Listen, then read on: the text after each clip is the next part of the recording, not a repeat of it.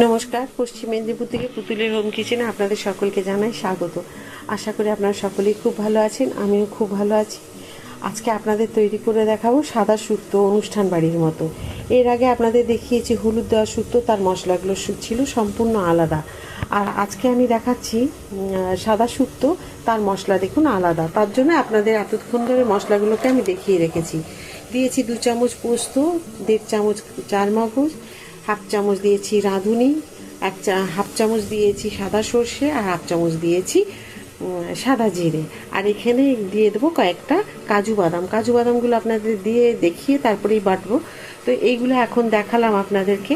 তো এগুলো দিয়ে আগে আমি মশলাটা বেটে নেব, আর কি কি আমি রান্নায় দিচ্ছি সেটাও আপনাদেরকে একবার দেখিয়ে দেবো।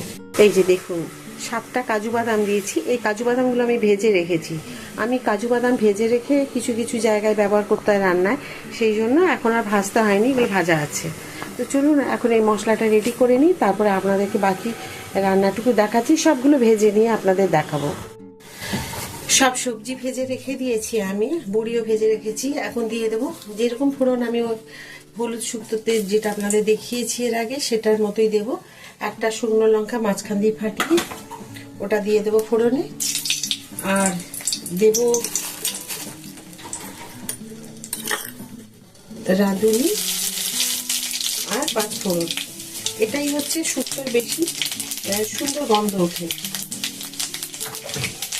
আমার ফোড়নগুলো সব দেওয়া হয়ে গেছে।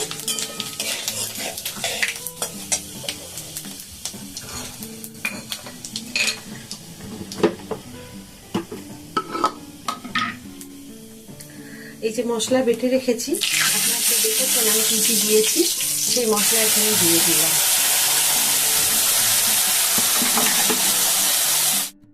এখানে মিক্সি ধোয়া জলও দিয়ে দিলাম, যেটুকু জল লাগবে। এখন আমি সব এই যে সবজিগুলো আমি সব ভেজে রেখেছি আজকে নুন দিয়ে হলুদ দিইনি। আর সেদিন নুন হলুদ কিছুই দিইনি, শুধু সজনে ডাঁটা ভেজেছিলাম নুন দিয়ে। আর আজকে দিয়ে দিলাম। এখন আমি সবগুলোতে দেওয়া আছে নুন, ওই জন্য পরিমাণটা একটু কম দিলাম, যদি মনে হয় পরে দেব। এবারে দিয়ে দেবো আমার যেটুকু পরিমাণ মতো মিষ্টি লাগবে সেইটুকু দিলাম। শুক্তোতে তো একটু মিষ্টি দিতেই হবে, নাহলে ভালো লাগবে না। দেখুন শুক্তোর ঝোল ফুটে উঠেছে। এখন আমি যে ভেজে রেখেছি সব সবজিগুলো এক জায়গায়, সেইগুলো আমি দিয়ে দেবো। আপনাদের এর আগের শুক্তো আমি যে দেখিয়েছিলাম সব সবজি ভেজে রাখা, ওতে শুধু হলুদ ছিল, আর আপনার ছিল ওতে মশলাটা আলাদা। আর এর শুধু হলুদ নেই, মশলাগুলো আলাদা। দিয়ে দিলাম উচ্ছে।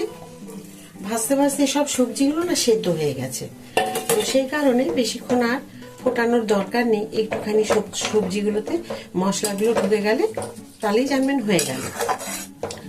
সবই সেদ্ধ হয়ে গেছে ভাজতে ভাজতে। আমি একটা যে মশলা দেবো ভাজা, সেই মশলাটা দেখুন ওই দূরে আমি একটা তাওয়ার মধ্যে দিয়েছি। এই যে এখানে আছে হাফ চামচ জিরে, হাফ চামচ রাঁধুনি, আর হাফ চামচ আছে 5 ফোড়ন। তো এইগুলো আমি একটুখানি তাওয়ার মধ্যে শুকনো ভেজে নিয়ে গুঁড়ো করে তারপরে শুক্তোর মধ্যে দেব। এখন দিয়ে দেবো দেখুন ভেজে রাখা বড়িগুলো। ব্যাস সম্পূর্ণ আমার এটা দেওয়া হয়ে গেছে। এখন এই ভাজা মশলা আর ঘি দিলেই আমার শুক্তো রান্না কমপ্লিট। একদম অনুষ্ঠান বাড়ির মতো এই শুক্তোটা। দেখবেন আমরা অনুষ্ঠান বাড়িতে খেয়ে থাকি, কখনো খাই সাদা শুক্তো, কখনো খাই হলুদ শুক্তো। তো দুটো শুক্তোর স্বাদ কিন্তু দুরকম হয়, একই হয় না। দেখুন আমার সব রেডি হয়ে গেছে। এখন যে ভাজা মশলাগুলো আমি হামালদিস্তায় গুঁড়ো করে রেখেছি সেটা উপর থেকে দিয়ে দিলাম। এটার জন্য খুব সুন্দর একটা গন্ধ আসবে। আর দিয়ে দেবো 1 চামচ ঘি। এই যে ব্যাস আমার রান্না কিন্তু পুরো কমপ্লিট। কেমন লাগলো আজকে আপনাদের এই সাদা শুক্তো? আশা করি আপনাদের সকলেরই আজকের এই রান্নাটা ভালো লেগেছে। যদি আজকের এই রান্না আপনাদের সকলের ভালো লেগে থাকে, প্লিজ লাইক, সাবস্ক্রাইব আর শেয়ার করতে একদম ভুলবেন না। প্রচুরভাবে শেয়ার করে দিন আমার নতুন নতুন বন্ধুদেরকে, এই নতুন নতুন ভিডিওগুলি দেখার সুযোগ করে দিন। আমার প্রত্যেকটি রান্নাতে একটু কোথাও কিছু আলাদা থাকে, সেটা আপনারা যারা দেখেন তারা জানবেন। তো আশা করি আপনারা প্রত্যেকটা ভিডিও পুরো দেখেন, আমাকে কমেন্ট করেন, আর আমার ভীষণ ভালো লাগে।